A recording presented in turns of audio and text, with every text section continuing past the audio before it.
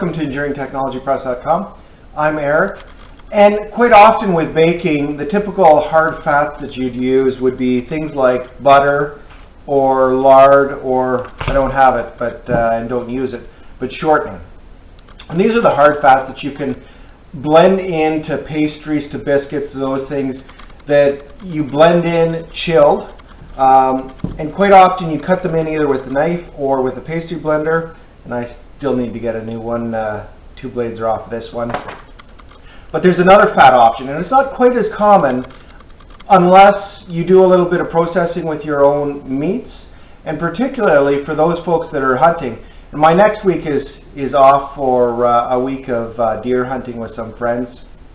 Great opportunity to walk through the hills of Renfrew with some buddies and enjoy the fantastic fall weather and some camaraderie, and bring home some free-range meat.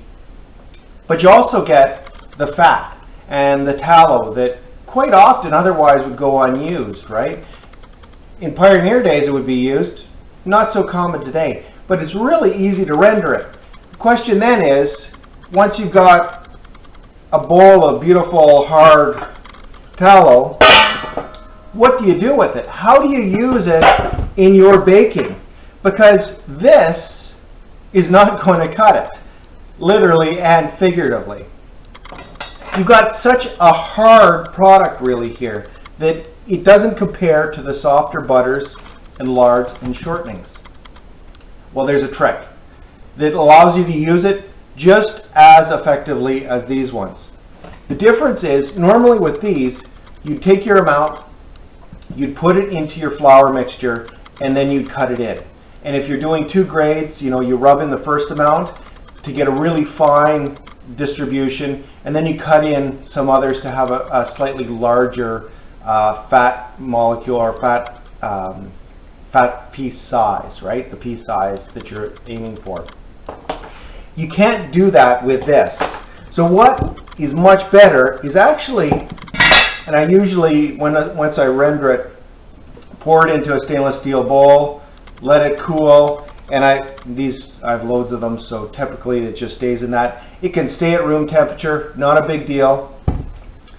But just like lard, which can also stay at room temperature, you want to refrigerate it before you use it. So this is coming out of the fridge. It's chilled, and once it's chilled, it becomes harder still. And what you get is the ability to shave off pieces. So here, instead of doing the shaving and the particle size reduction in your flour mixture, do it on your cutting board with a good knife, get your desired particle size. While it's still cool, distribute it through your flour mixture to come up with awesome pastries and biscuits. It really, really does work well, and it makes use of a resource that might otherwise, or would otherwise, go to waste.